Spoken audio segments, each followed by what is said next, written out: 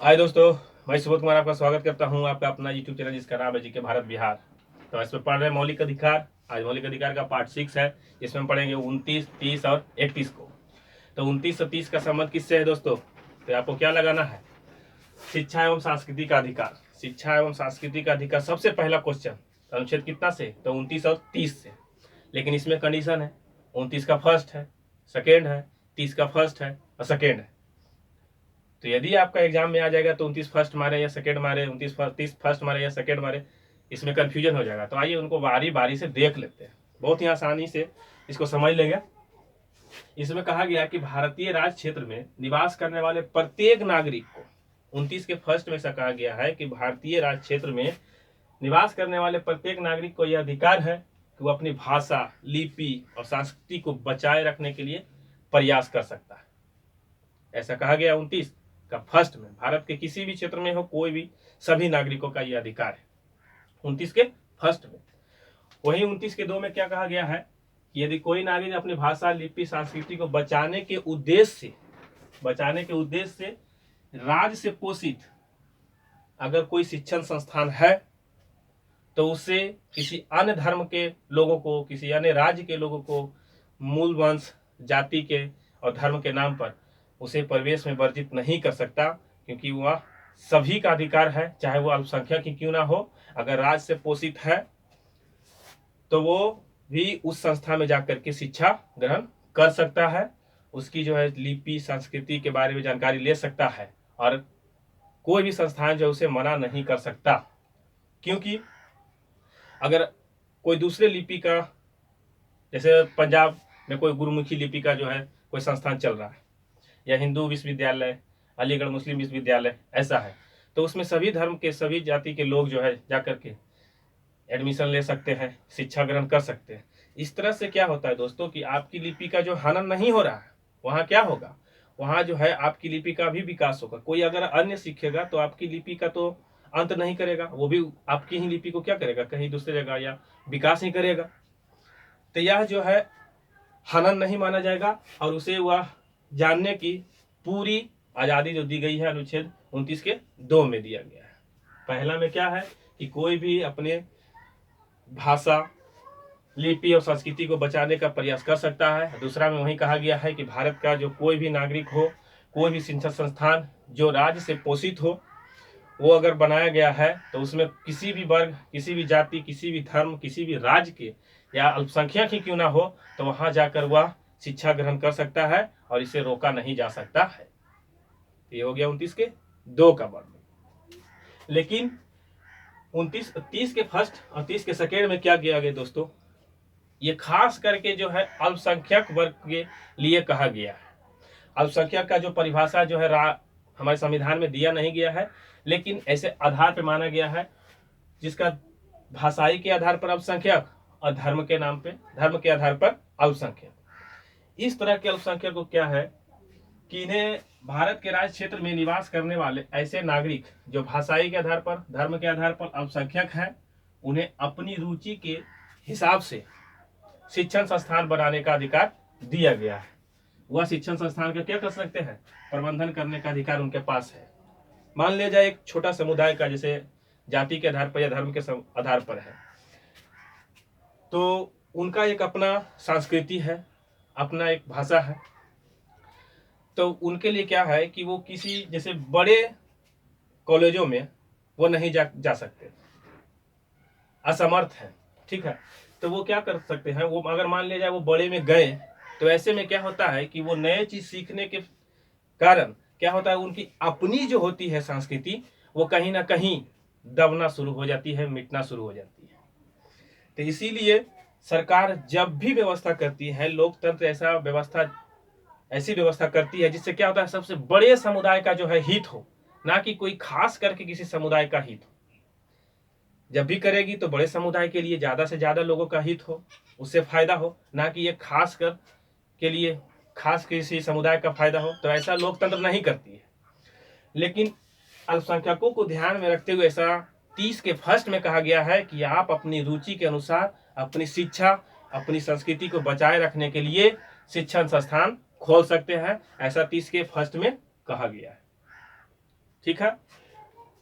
29 के 2 में कहा गया है कि कोई भी नागरिक जो है शिक्षा संस्कृति बचाने के लिए अगर संस्थान खोलता है जो राज्य से पोषित होता है तो उसमें अल्पसंख्यक भी जाकर के भाग ले सकते हैं। क्लियर? उन्हें मनाहित नहीं किया जा सकता, कोई भी जा सकता है।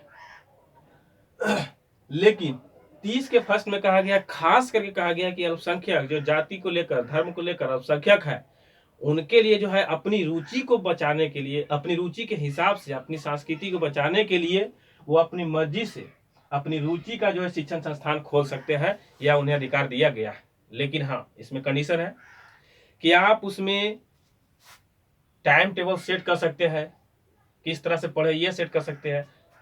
सरकार की नज़र यहाँ पर भी रहेगी। ऐसा नहीं है कि आप किसी समुदाय में जो है आग लगाने वाला जो पढ़ाई पढ़ा रहे हैं, किसी दूसरे समुदाय के भड़काने का पढ़ाई पढ़ा है, तो ऐसा नहीं है। वहाँ पर सरकार निर्णय करेगी कि आपको क्या सही तरीका से सही चीज़ की जानकारी देना चाहिए।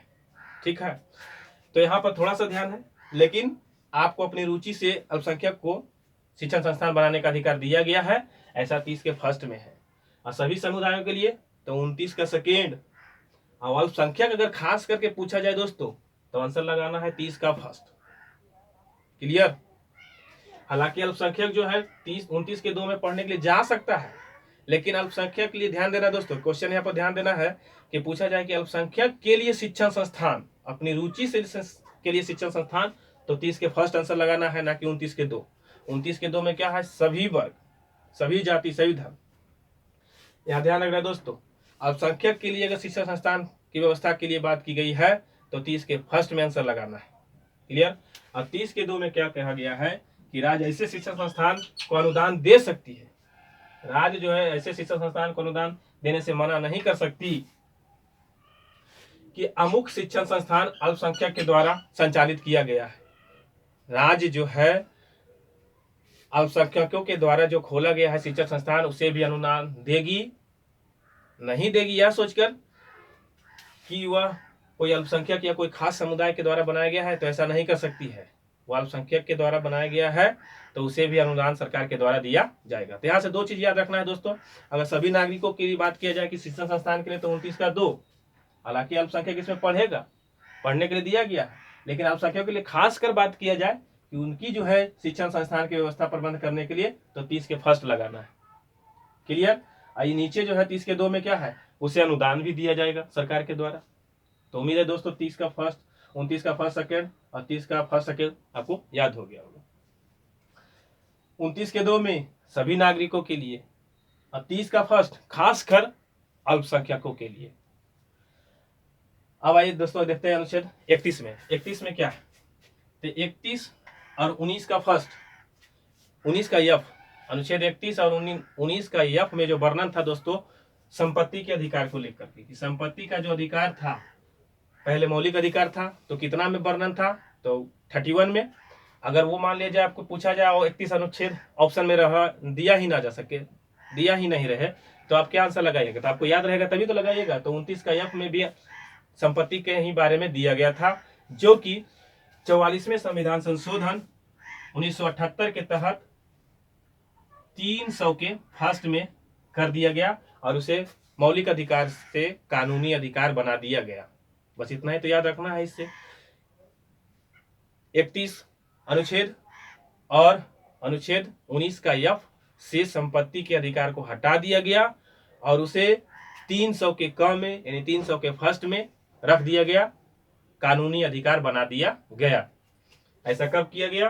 तो 44वां संविधान संशोधन 1978 के तहत। देखिए इसको तीसरा याद रखना है दोस्तों, 4 + 4 इसका कितना होगा?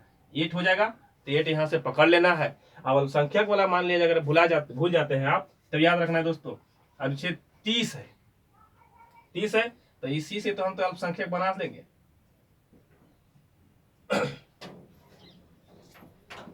अल्पसंख्यक यहाँ से बना लेंगे, बन जाएगा। इस तरह से याद रख लेना है। तो ये हो जाएगा 30 का फर्स्ट। 29 से बनेगा अल्पसंख्यक? नहीं बनेगा। तो यहाँ ध्यान देना है कि अल्पसंख्यक के लिए अगर शिक्षण संस्थान बोलेगा तो 30 लगाना है, 30 का फर्स्ट लगाना है। ठीक है दोस्तों, तो उम्मीद है कि आपको 29, 30 और 31 याद हो गया होगा। तो फिर मिलते हैं नेक्स्ट वीडियो में अनुच्छेद 32 के साथ। तो तब तक के लिए वीडियो को लाइक शेयर जितना चाहे उतना करिए, ताकि सभी लोगों को सही जानकारी मिल सके। और चैनल पर नए थे तो चैनल को सब्सक्राइब कर लीजिएगा और बेल आइकन को दबा दीजिएगा, क्योंकि मैं जब भी कोई वीडियो बनाऊंगा तो आपके पास सबसे पहले पहुंच जाए।